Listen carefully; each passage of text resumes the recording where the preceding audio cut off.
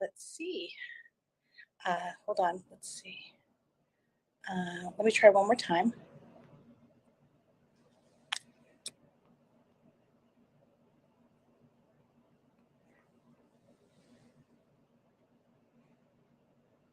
Okay, she's been invited. Yay! Yay! Yay! Good. How are you, Sophia? Good. I know I asked you on our last call, should I call you Dr. Yan or should I call you Sophia? But thank you so much for bringing yourself to our IG Live. And I just read your bio so people understand your background. And, we had a prep call on Thursday evening, and it feels like another world compared to what happened Friday morning, which you and I knew was a possibility. It's a very shocking and distressing kind of turn of events.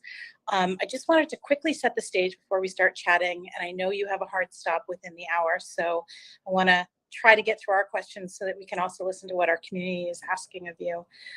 So as was the case before the 1973 ruling, people now seeking abortion care are going to have a subject of restrictions, even in states where the procedure is still legal. That might be gestational limits, that might be requirements that you receive counseling beforehand, waiting periods, parental notification for minors. But unlike in 1973, women now have the option of medication abortion, which is something that is relatively new. And I just wanted to set the stage for our viewers and listeners. Can you share a little bit about what that is so that they understand the two options available? For first trimester abortions, which means under 12 weeks, and we generally count it from your last menstrual period. And it's important that you know the first day of your last menstrual period, because unfortunately in states like Texas and Georgia, they outlaw abortion at 6 weeks after the first day of your last menstrual period. And if you fudge the dates, they still can figure it out. So don't try to fudge the dates. So you need to know as soon as you think you're possibly pregnant, go get a pregnancy test. And if the pregnancy test is negative and you still think you're pregnant, go get a blood test, because the procedure has to be done before 6 weeks. If you show up at 6 weeks and they can't do you till tomorrow, if they can't do you till next week, And for a lot of people without uteruses, I don't think they understand that most of us back in the day when I was younger, we would miss one period and then we just pray for the second period. And if the second period didn't come, then we would go seek help. But you cannot do that now. That second period, you're 8 weeks out, too late for a lot of states. So you can either get a medication abortion, which is actually 5 literal pills. It's 1 pill now and then 4 pills in 12 to 72 hours, your choice of when you want to do it. And then 4 hours after taking that second set of pills, you'll start to have cramps and just a bad period and pretty much a miscarriage. So a miscarriage in medical speak is a spontaneous abortion. A medication or a surgical abortion, we call it a therapeutic abortion. But a miscarriage and a medication abortion are pretty much the same thing. You're terminating and it's cramping and it's pushing it out. A miscarriage is just, it happened because of nature, because it was a fetal abnormality, it wasn't compatible, who knows what, just happened. And a medication abortion is we took 2 medications to encourage this thing to happen. A surgical abortion, which is generally a D&C, can be done by suction, and usually it's like a plastic tube and they just suck out the contents of your uterus. Some people go under, meaning they get anesthesia and they're put out, they have the procedure done and they wake up. So I deal with a lot of teenagers and they used to really like that, get it done. With the medication abortion, you could be bleeding for like 4 weeks. You could have some heavy bleeding for a week. You definitely want to take off the day after you choose to initiate this process. So the beauty of medication abortion is you could start it on a Friday night and be done by Sunday in terms of ability to go back to work. Whereas a surgical abortion, you have to schedule it when they have availability, if they have availability. And what is impressive to me, and partially I think it's COVID, where all the doctors' offices were closed. But in 2022, 54% of all abortions were done by medication. So it's quite a common procedure. They do it a lot in Europe. They do it a lot in Africa as well. And the medications are actually safer than Tylenol. Wow. Wow. Okay, that is super helpful. Thank you for just setting the stage for us. There's a lot of, anxiety and heartbreak and confusion right now in our community and the world at large. And I just want to lead with relief. What are things people listening can do right away to take a little more control of their reproductive rights? We'll move on to corporations in a moment, which is super important as well. But I just want to lead with people who are feeling kind of personal vulnerability. What would you say to those? Number one, know about PlanCpills.org. It's a nonprofit website that has all the information you could possibly want about medication abortion. It has a legal hotline. It has a medical hotline. It's a nonprofit. It lists all the telemedicine companies. So you can just go online, get these pills, and a doctor will help you manage the situation. Or they even have get it in advance. It's about $150 if you can afford it. You can ask them for one that expires 18 months from now. So there are some states where abortion is right now legal, but I heard Nebraska's governor's evil and will do everything in his power to make it illegal as soon as possible. So get it now before he does what he's promising to do. But also everybody vote out anybody who doesn't respect those of us with uteri and don't respect our bodily autonomy and don't respect separation of church and state. So one, vote, register to vote, ask all your elected officials that are running where they stand on this issue. If you can't vote, then donate. If you can't donate, then volunteer. If you can't volunteer, then amplify, follow all these people and amplify them. I love Governor Whitmer of Michigan. She is a woman. She has 2 daughters. She gets it. There's also Senator Warnock. Love that he's a reverend and that he supports reproductive rights. There are people that would never choose abortion personally, but don't feel it's their duty to push their religious view on someone else. And if you are one of those people, you are pro-choice. Your body, your choice. My body, my choice. Your body, your religion. My body, my religion. So, but number one, tell everybody about PlanCpills.org. Decide where you are on getting pills in advance of need if you can afford it, or like 1 per household, 1 per dorm, 1 per sorority, whatever. You guys all figure out that situation. Know about the website whatifrowfell.org. Unfortunately, it's not what it has, but they were prescient and they knew that there would be a need for this, and they wanted people to understand what would happen if Roe fell. Unfortunately, no one thought it would happen, and it did. So go there. It's the Center for Reproductive Rights, a nonprofit. They're keeping it up to date to the minute of all the laws of all the states so that you know what the situation is in your state. And then for me, as a mother of 2 daughters who are heading off to college, I'm not letting them apply to any state where they're not allowing my daughter to do what she wants if she gets sexually assaulted. The statistic is 1 in 4 college women will be sexually assaulted. And I'm like, what are the odds that I'm going to have 2 out of 4 daughters make it through? But regardless, I don't want anybody sexually assaulted. But if they were, there are states that make no exception for rape and incest. There are states where if your sorority sister hates you or another pre-med just wants to screw you, they can report you and they get $10,000 minimum. And the state will go after you. And so I don't want to live in this police state. I don't want my daughters to have to experience this police state. So I hope all of you in states that are not friendly, if you want smart people going to your state, or if you want people traveling to your state, because my thing is, if I were to go in a coma in one of your states and it was impregnated by a rapist, you could force me to continue the pregnancy while I'm in my coma. Not into that. My body, my choice, your choice. So travel is a consideration, moving is a consideration, allowing your young people to apply to college is a consideration. And then, of course, get your birth control under control. If you are of reproductive age and know that there's the IUD, the implant, the shot, the patch, the pill, the ring. If you're not sexually active, you can still, God forbid, get sexually assaulted. So you could use the pill, patch, ring to make #periods optional. So you're not taking for birth control. You're just taking it so you don't have to bleed every single month, and you decrease your risk of ovarian, endometrial, colorectal cancer. You decrease landfill, and life is just better without random blood.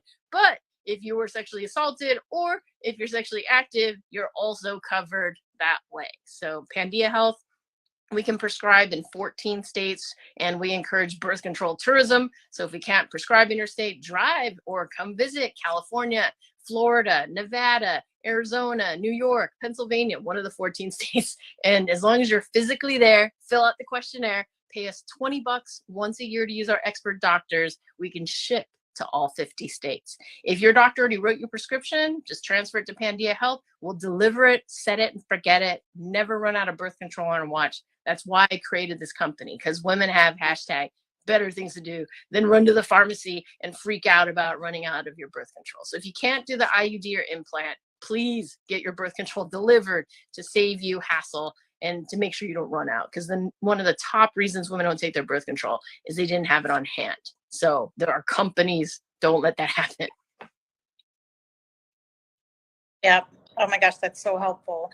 And, you know, you touched on something that I want to dive deeper on, which is about privacy being paramount. And I'm so grateful for you to share some trusted online resources, because I think there's a lot of healthy paranoia right now about like who might be listening or watching my online behavior. And to your point, looking for a bounty or some kind of, you know, just awful payback of something personal by turning you in if they think you are going to seek an abortion. So I'd love to talk about, there's quite a bit of chatter online about period trackers and discontinuing the use. Also, location and payment data on cell phones that might tie you to an abortion clinic or some other provider that might indicate you're pregnant. So what are you advising your patients right now in terms of just their online behavior to ensure that their data does not? If you are in one of these unfriendly states, and 26 states are unfriendly, so please go to What If Roe Fell, and if your state is not green or whatever the happy color is, delete your period apps. I believe there's one period app that is supposedly will only keep their data on your phone. And my husband works at Apple. And so if it's an Apple phone, then it'll only be on your phone. So if you destroy your phone and chuck it in the river, but are you willing to throw away $1,000 phone? You might not. Then you are safe. But outside of that, can't speak for Android, can't speak for any app that could sync to the cloud. And there was actually one app that was taking advantage of the situation. And when a woman who was in security queried them, they said, oh, we do like scramble your login information, but nothing else. So if somebody hates you, and there's lots of people that hate you or jealous of you in the world, again, I was a pre-med, pre-meds hate other pre-meds, or we're very competitive.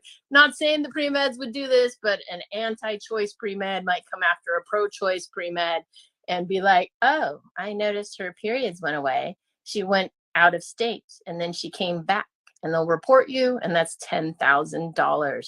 And even if it's not $10,000 minimum, it could be jail. It could also be just messing with your life. You know, the police coming after you, lawyers' fees. You don't need any of that. Your body, your choice, your body, your business, nobody else's business. So absolutely, I would not recommend a period tracker in any way, shape, or form. If you are in any of these states, plan to go to college in any of these states, any of that, go to paper. And even if you go to paper, make it cryptic or put it elsewhere. My joke is actually, if we all go periods optional, there's nothing to track. Or if with weird periods go on these period apps, you can mess up all their data. But exactly as you said, we need to be careful of payments. We need to be careful of what you're looking on the internet. So if you can do a VPN, there are free VPNs, use that to look up stuff, or go to the library and look stuff up so that it's tracking the library, it's not tracking you. And the other thing is, I have friends whose sons are going to college in Wyoming or Nebraska or other states, and it's like, well, send them off with some emergency contraception and condoms. And so double up. That's my other thing. Condoms plus a hormonal birth control or a copper IUD versus just normally one or the other. Double up, just because we want to prevent unplanned pregnancy. But privacy, I just tweeted a thread from If, When, How. used to be law students for choice, and they have lots of other things, like instead of texting someone, you can use Signal. Everybody who's ever had to send a secret thing to a journalist knows about Signal, but Signal is another way to communicate with people. And know that I went to MIT. I have friends that are in IT forensics. They can find stuff. If it was ever on your phone, ever on your computer, unless you're willing to throw it in the ocean, and you need to make sure that it was never synced to the cloud. And nowadays, so many things automatically sync to the cloud. There are cookies, there are little things following you everywhere. Don't get all crazy, but like, if you're not technologically savvy, it could be bad. So definitely, if it's a concern, check out the thread. They have 5 different resources for 5 different things you got to think about on if, when, how. Yeah. Yeah. I mean, I remember reading a few years ago that Target's algorithm had gotten so good that it could forecast a woman's pregnancy before she had announced it to possibly her partner or family, because there's certain behaviors that women in early pregnancy exhibit. So yeah, that it's really horrible that we have to go through this, but I'm hearing, like, I'm sure everyone is hearing, this is all about preparation and figuring out your own choices and being super clear and preparing in advance. And I love that you mentioned young men, because I have 2 young sons, and this is their responsibility as well for them to be having these discussions. So let's talk a little bit about how this ruling could end up, whether on purpose or by accident, criminalizing certain like IVF procedures, certain forms of birth control themselves, separate from abortion. Is there anything that we should know on that front? Really, you all need to leave medicine to doctors and scientists. Stop playing gynotician, which is politician who thinks he knows gynecology. There are some physicians in Congress, but none of them, to my knowledge, are gynecologists. There's like a heart surgeon and a neurologist and an eye doctor or something like that. They don't know about uteri, and they don't have uteri. There is, I believe, one pediatrician from Washington. Her I would trust, and hopefully she had some adolescent medicine training. But the rest, y'all don't know what you're talking about, and you don't understand the consequences. So if you say, as Oklahoma and maybe Louisiana is saying, that life begins at conception when the egg and sperm hook up, and anything you do to prevent it from there is illegal, then IVF, okay? The egg and sperm have hooked up. Generally, the example I like to give is woman lives in Berkeley. She has her eggs at UCSF, which is across the bridge. If any of you in the Bay Area knows, we don't cross the bridge unless we have to, because it's a pain and there's a ton of traffic. But she's got 5 embryos at UCSF. Her uterus is in Berkeley. Is she pregnant? No. She goes to UCSF. They throw 3 embryos up her uterus. None of them stick, and she cries. Does she cry because she had 3 abortions? No, it never stuck. So she was never pregnant. As physicians and those of us that believe in science and medicine, you are not pregnant until the egg and sperm hook up and stick. Because if it doesn't stick, you were never pregnant. But by them making up this whack definition that has nothing to do with medicine, nothing to do with science, then you're messing with IVF. So anybody all who want IVF, bye-bye IVF. Or who's going to take on all these embryos? You're going to force them all to be birthed? Do you have my consent? Do you have the person who has the other 50% of the genetics consent to bring these things into the world? Do I owe them parenthood and money because I created 30 embryos? I did not agree to birth or to pay for 30 embryos. You know, there's all sorts of crazy stuff going down that line. But also the IUDs, the birth control pill, patch, ring, all have theoretical mechanisms where they block the implantation if the egg and sperm come up. Usually they work by blocking the egg from coming out, blocking the sperm from getting there. But if the egg and sperm hook up, they thin the lining of the uterus so that if it tries to stick, it's not rich enough to support a pregnancy for 9 months. So you're not even giving us the mechanism to prevent abortion. And my thing with birth control is, without birth control, you literally have to be a saint to get through high school, college, medical school, law school, any extra education. And all the gains that women have gotten because of birth control is going back with this. And with abortion, I mean, it's like, if I'm sexually assaulted, there ends the rest of my career. And it's sick that there are some states that you can't get divorced if you're pregnant. And so you can imagine you're arguing with your significant other. He beats you. He's the worst person in the world. And you want to get a divorce. And he's like, I'm going to rape her when she's asleep, or I'm just going to rape her because I'm evil and stronger and I'm just evil. And now you can't divorce them. So there's a lot of laws on the books that assumed that Roe v. Wade would never be overturned. Never in our nation's history have we overturned a constitutional right. Be like, oh, freedom of speech, no more. Like freedom to practice your religion, no more. And so I really think this is an issue of freedom of religion. There is a synagogue in Florida that's suing, but I'm not a lawyer, so I'm like, well, it's great that they're bringing it. Maybe they can do something in Florida, but if it gets up to the Supreme Court, we know how the Supreme Court goes. But oh my gosh.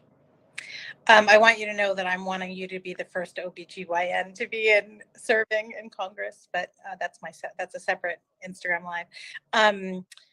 So much of what you just said about how people don't understand female bodies and they're legislating. I mean, having natural miscarriages is part of this. I mean, I had one in between my two sons, and I think I remember my doctor telling me 1 in 3 pregnancies naturally just doesn't turn into a viable baby 9 months later. And so it just feels like it's so like don't know if it's like my internet or your internet about probably I heard that you said many pregnancies do have a miscarriage, and part of it is genetics, part of it's nutrition, who knows what, and women can be prosecuted for that. And I believe there was a woman in Texas, Latina, person of color, of course, and she had a miscarriage, but they wanted to prosecute her. And while they're figuring out, you're in jail. So instead of getting the medical care that you deserve, you come in an ER, I should be like, let me help you. What can I do? I'm so sorry you had a miscarriage. You might have wanted the baby, all that. Instead, I'm like, oh, I'm going to call the police. You're going to go. You're going to be shackled. We'll deal with the medical stuff later, or it just takes, an ER is full of people, and it could be again, these states that have the bounty laws. It could be another patient. It could be a rando. It could be somebody who's homeless that wants, I'm not saying, somebody who wants 10K per every single woman having an abortion or considering an abortion. But we should be having our right to, take care of ourselves and get our medical care. And we shouldn't be considering putting people in jail for deciding what they want to happen in their body with their family, what's best, what's safe. You're putting doctors in a bad situation because they have laws that say, well, you can't do a termination until the fetal heartbeat is gone. And if you all don't know, look up the case in Ireland where the fetus was not going to make it, but they had to wait until it was gone to make sure nobody would lose their license and the hospital wouldn't get sued. And then the woman had sepsis, which is bacteria run throughout her body, and she died. And we knew that pregnancy was not going to continue. We should have saved her life. And that's going to happen a lot more. Yeah, the whole Hippocratic Oath is kind of missing from these conversations. So let's move on to corporations. I think, I'm really happy to see there's quite a few men who have joined, and I don't know their circumstances, but I know that we talked about how there's a lot of companies that are wanting to show solidarity for the bodily autonomy of their people. And, I think a good first place to start is finding out, do you have any employees living in those states where these rights aren't protected? But I've seen a lot of companies coming out in solidarity with things like covering travel and medical expenses associated with abortion. This is a good start, but are there other ways you see that companies can flex their muscle to signal a rejection of laws that are impinging upon their employees? Yes, so just as they did in Georgia with trans bathrooms, Hollywood refused to do any business with Georgia until they fix that situation. I think that, I think it's unreasonable to ask you to move all your employees out of Texas, though that would be amazing, but they already have houses and they have children in school, but maybe you threaten to phase them out. or maybe you are considering moving more people into Texas and you're going to do a freeze. Alternatively, companies can refuse to do business. Companies can refuse to have any conferences. The American College of Obstetrics and Gynecology, the physicians that are applying or getting board certified are refusing to travel to Texas to go get their boards, because if that state doesn't respect those doctors' right to practice medicine, does not trust the doctor's decision, what is best for their patient in response to the patient's decision in conjunction with her God, her family, etc., then why should they go there? Because they have to fly there, they have to stay there, they have to take the test there, they're bringing business there. So corporations can absolutely refuse to have conferences, refuse to bring any more people into that state, get everyone that lives in that state to vote for people that support reproductive rights, support abortion rights.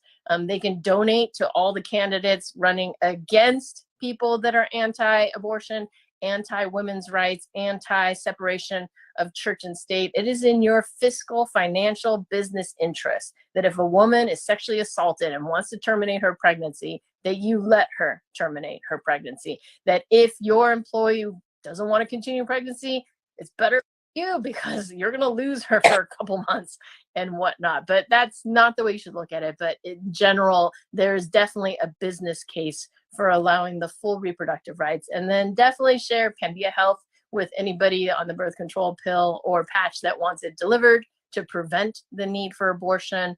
And then I spoke to a man who gave me a very Hitesh Shah, love him, feminist, and said, women aren't going to talk to their HR. How do you get them confidential money, and coverage and hotel, unless you have like secret password at the hotel, like Apple or, Yelp, and then they give it to you. But if I have to tell my boss, how do I get the time off?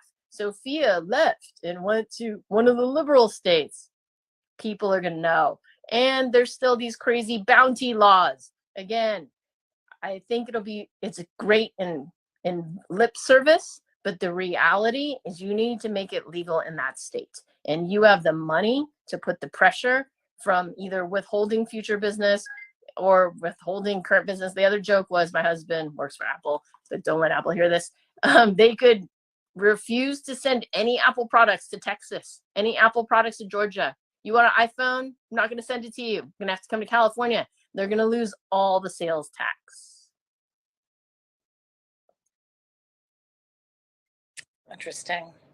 Yeah, I attended a conference a few years ago where a software CEO was considering relocating his company, I think, to Ohio, because he had enough employees he thought it could actually help change the vote. Awesome. He was doing the opposite, kind of like bringing thinking into an area where it could change a vote.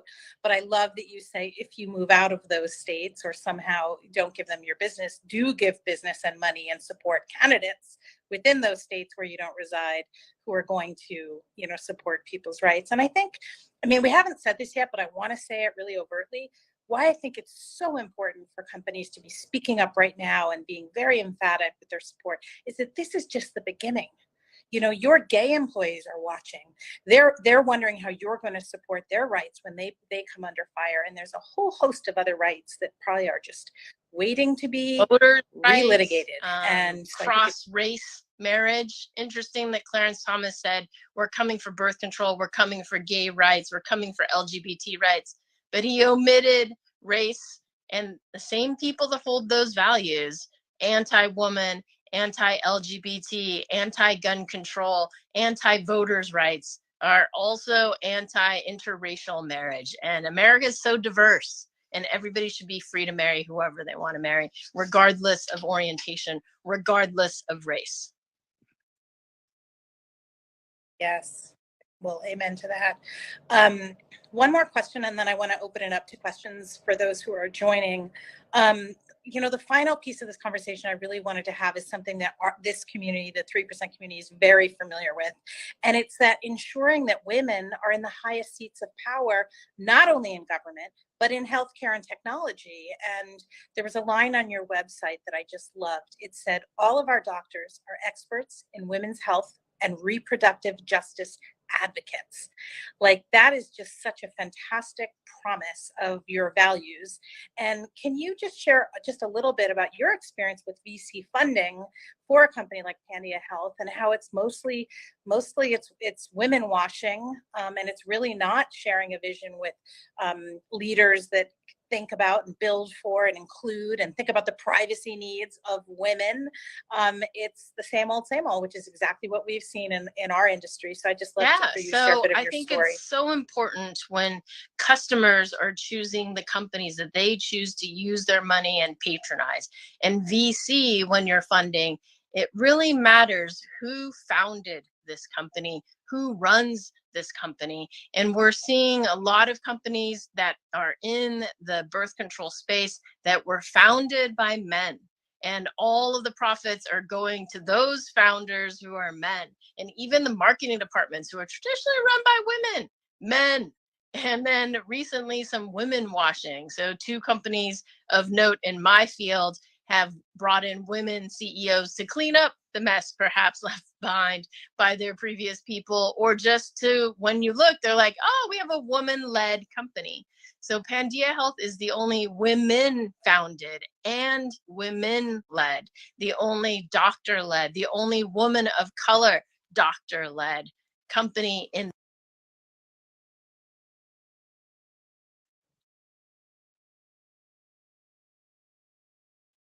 is to be the health brand women trust. And so I may not make money on this one, but there are lots of other opportunities. And if I give you good health, good advice, you'll trust me, you'll be thankful, and hopefully you'll bring me business for the other stuff.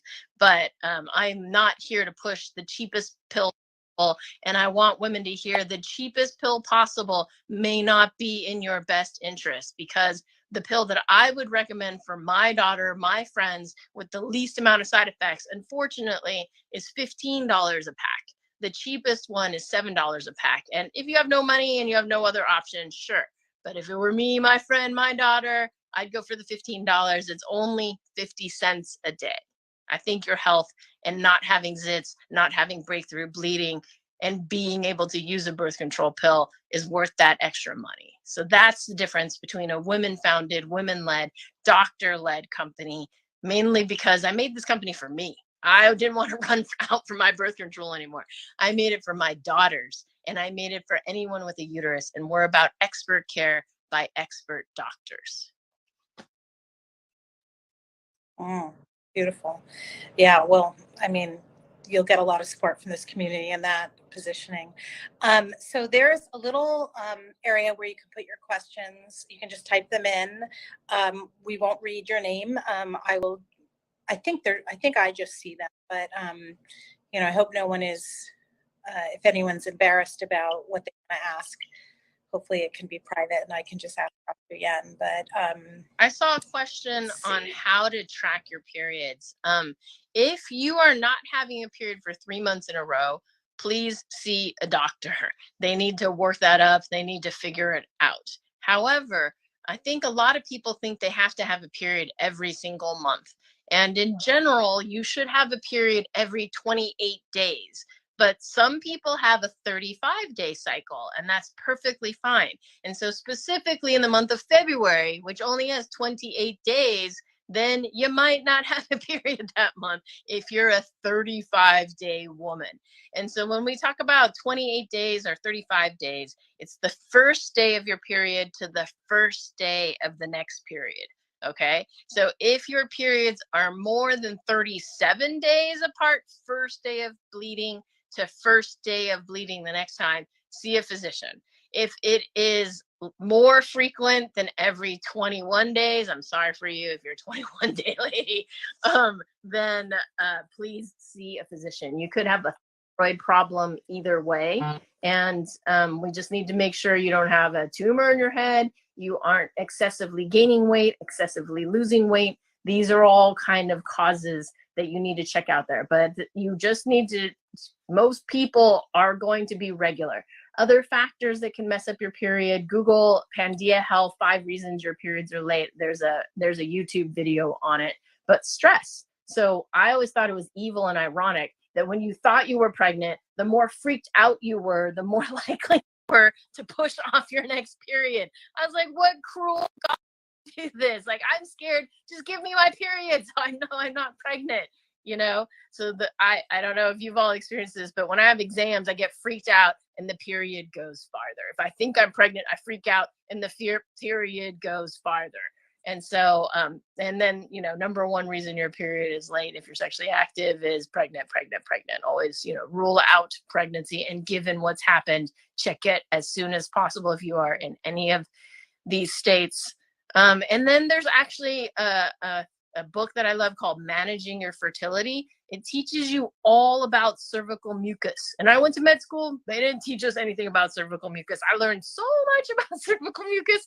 And then you realize that if your cervical mucus plug, it's like a plug at the bottom of your uterus, keeps sperm from going up, is there, you can't get pregnant. And so it's useful if you notice it popping out, then you can get pregnant. Or if you study your cervical mucus, it takes the runny, stretchy cervical mucus to get pregnant. So that may be the reason why this person is tracking their periods, or they just don't like having blood hit them randomly. But if you don't like blood hitting you randomly, go on the pill, the patch, the ring. It will happen every 4 weeks if you want it. Or in my world, you can do it every 3 months, every 6 months, or go for broke. I haven't had a period in 12 years as long as I take my birth control pills. And if I forget, then within 2 or 3 days of not taking it, blood comes down. Yeah. You know, just hearing all this terminology, I mean, obviously my kids are grown, but there's a fantastic piece of advertising that called Womb Stories that I listening to go onto YouTube and type in the words womb stories. And it is the most beautiful, accurate depiction of every single part of a woman's hormonal reproductive life from her first period through menopause. It includes infertility, it includes unwanted pregnancy, endometriosis, but it's done in a very, I don't even know how to describe it. It's like a short movie, and it's so beautiful and so powerful. So we also have a question. Are doctors worried that with uteruses will begin to be more secretive about their health? I mean, obviously, so much of your success in treating a given patient is openness and truth. You know, is it possible that women's overall health care could decline as a result of this paranoia? I think there is a lot of fear of physicians and the health system in certain race, ethnicity groups as it is, and fearing a police state. A Ms. Magazine podcaster, her name, Michelle Goodwin, I believe, JD, has a book about policing our uteruses. So that's not the exact title, but Google it, you'll get there. And that I could see as a concern. You know, there is patient-doctor confidentiality, but there's always a clause that we are allowed to break that to pay your insurance or to police, because we can't risk breaking the law. We can't risk losing our licenses, which, you know, they hold power over the medical boards of each state. But also know that doctors need to educate ourselves on what we are required to report and what we are not. And the example I give is California has on its books, what is it? It's like legal rape law. So it's statutory rape law. So if an 18-year-old has sex with a 17 and 11, 12-year-old, two seniors in high school at prom, then theoretically the 18-year-old can be charged with statutory rape. As a physician, we are not required to report that. We are required to report child abuse, and California has some whack laws of the distance, like a 14-year-old can have sex with a 17-year-old, but not a 21-year-old. That is a grid that we have to look up and check. But that's what we're required to report, but we are not required to report statutory rape. But, you know, district attorneys or sheriffs or police that are hyper aggressive can give the impression that the doctor needs to report that, or can freak the doctors out, or the doctors just aren't educating themselves. And so just err on the side of, I don't want to get sued. I don't want to lose my license. I don't want to risk anything and jeopardize that. So I do think that is a reality, but going to get your pap smear, going to get your thyroid check, none of that will be of consequence with relation to this. Don't worry about that. And if your periods are irregular, don't worry about us reporting you for something. But again, you could see if you had polycystic ovarian syndrome and you only get your period every 2 to 3 months, that could put you at jeopardy if you had a crazy roommate who just wanted to make your life miserable. So, Anna, you mentioned that because the next question that came in was about PCOS and whether or not that would, how that might factor in. So for those of you who don't know, that's a syndrome where I don't want to explain it poorly. Before you go there, let me take a crack at it. So just one correction, I'm not an OB-GYN. I wanted to go into OB-GYN, but then I found adolescent medicine where I can do outpatient gynecology without delivering babies and without doing surgery. So I know a ton of gynecology. I can do a pelvic exam. I can do a PAP, but I cannot deliver babies, which is a good thing. I don't get called at 3 a.m. and I cannot do surgery. But people often think of me as an adolescent gynecologist, but not a gynecologist. The gynecologist friends will yell at me, but you get the idea.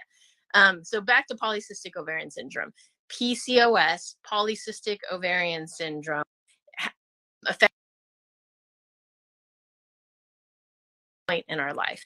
And the way you diagnose it is irregular periods and extra man hormones. So balding or zits or hairiness. A lot of teenagers have zits and hairiness. And so, but irregular periods, if you don't have periods for 3 months in a row and you have this man hormone, then you qualify for a diagnosis of polycystic ovarian syndrome. And so these women have irregular periods. Interestingly enough, the treatment is the birth control pill, patch, or ring, or IUD, or something with progesterone in it, because their ovaries don't pop out eggs every month. And because it doesn't pop out an egg, then there isn't the signal that the egg and sperm didn't hook up and then time to drop the lining of your uterus. And so your lining of your uterus goes bigger and bigger and bigger, and you have a risk of endometrial cancer. But by adding progesterone, then you decrease the risk of the endometrial cancer. If you want to learn more, Google Pandia Health PCOS. I gave a talk for Stanford on the management of PCOS. And if you go to an OB-GYN, the answer is pill, patch, ring, IUD, implant, something with progesterone. If you go to endocrinologist, the answer is metformin. If you have an academic primary care physician whose job is to take the information from the specialist, give you the best possible information, the research has shown if you do metformin and birth control, pill, patch, ring, et cetera, progesterone is better than either one of those things alone. You know, these questions about medical providers and ensuring that women are still getting the best care. I've noticed in recent years that doctors have asked me in just a course of a regular checkup, is anyone hitting you at home? Or the domestic violence question just being brought into the conversation, which I think is fantastic. And I feel like maybe this will prompt some kind of gentle questioning or some kind of way to signal I come in peace and I want to make sure you're sharing everything I need to know to give you the best definitely care do not withhold information from your physicians. As adolescent medicine, we kick the parents out of the room and we ask them about sex, drugs, rock and roll, little acne. Well, mainly we kick them out and ask them about sex, drugs, and mental health. And if you don't tell us the truth, we can't help you. If you don't tell us that you want to hurt yourself, kill yourself, someone's hurt you, someone's touched you, etc., or you're going to kill someone, then we can't help people.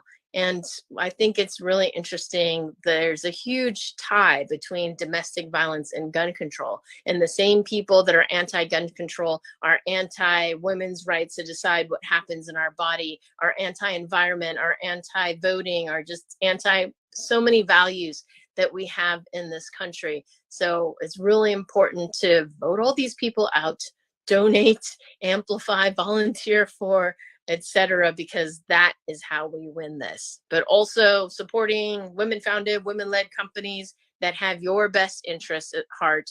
No diss to the MBAs out there, but I'm here to put your health first. Yes. And that piece about domestic violence, I feel like corporate America finally started to pay attention to that when they realized that anyone that might be harming someone at home is more likely to come in and be a workplace shooter and bring violence into the workplace. And so, back to my earlier message about this is a thing companies need to talk about, because it's not just about women and women's health. It's about companies being comprised of individuals, and all of those individuals' choices about how they want to live and who they want to love need to be protected. And companies need to speak loud about this before, there's a host of problems that are coming down the line when that comes. And the more they can get in front of it and just reassure their people that they have their back and that they have financing to help them through some of these challenges, whether they need lawyers or travel. So this isn't an isolated incident. And I think on our prep call, I shared with you that I had posted when the Roe v. Wade memo was leaked. I had started to post on LinkedIn about how I thought it was very, very important for companies, especially companies that were, celebrating International Women's Day and celebrating Mother's Day and all this pro-female, branding and language. And then if they're quiet, that was just not the right way to, really show your support. And most of the comments on that post were favorable. But one person wrote, this is LinkedIn. This is not another social network. And I don't want to hear about this when I'm on LinkedIn. And so I wrote back that bodily autonomy did not abide by 9 to 5 clock. That you cannot, parse these issues out, and, people's safety and civic rights and all of that is absolutely part of the corporate experience. And your people's psychological safety, that is absolutely how you get amazing contributions from people, is that they feel safe, they feel seen. And if they're dealing with issues like these, where they don't feel that that they're being seen as a full person, or they don't feel like their choices are going to have legal, freedom attached to them, that's a huge problem, separate from it being the right thing to do. So, well, we are kind of at the end of our time. I just want to remind everyone that we have recorded this. I'm going to share it out to the 3% community at large through our newsletter. And initially, I wanted to talk with you about menopause, because we met on a webinar where I just was so intrigued by the discussion about menopause, and that women in menopause are the fastest growing demographic in the workplace. And there were some really interesting shares. But I think maybe we should do a second one of these to talk about that, because I think that that's something that our community needs to be thinking about and planning for. So I just want to thank you. Your daughters, your patients are so lucky to have someone like you advising them, and this community is lucky to have. Thank you so much for having me here. I do want to do one more plug that I didn't hit, which is make sure people know that there are 4 different types of emergency contraception. The copper IUD is the most effective. The hormonal ID can be used, but you're going to have to quote New England Journal 2021. And if they have any questions, hit up Dr. Sophia Yen at Stanford. Only for identification purposes. All that I've said does not reflect upon Stanford, but to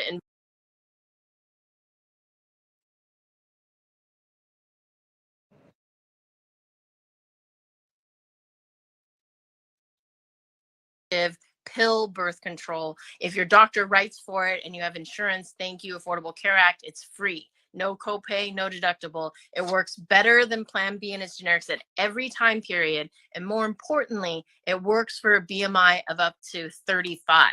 And so this is the Pandia public service announcement for the day. If your BMI is 26 or greater, Plan B and its generics do not work so well. And if it's 30 or greater, it doesn't work at all. So please check your BMI, because my BMI is 25, but after a weekend in Chicago where I ate a lot of food, it went up to 26. So 60% of this country has a BMI of 26 or greater. It could be because you're an athlete and you're all cut and you have a ton of muscles, whatever. Don't use Plan B if your BMI is 26 or greater.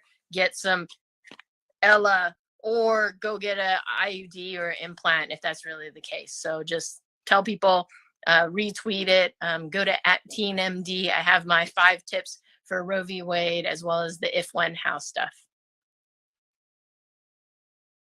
Oh my gosh, that's so helpful. I'd seen some chatter about that on Twitter. So thank you for reminding us that, every body has different requirements. PCOS, BMI, these are really helpful pieces of information. Well, your just a treasure. Thank you so much. I know you have like another call after this where you're helping other communities. So Thank you for we're very covering this grateful. so timely. And yes, this is a business case for covering people's reproductive rights, but also just treating anybody with a uterus equally. And I have a uterus necklace, and I like to say we all came from the womb. Respect the womb. Somebody in this world who with a womb really needs your help right now. Please vote for the right people, donate, volunteer, amplify, and let's fix this. Oh, yes, yes to everything. All right. Thank Thank you you. so much, Dr. Yan.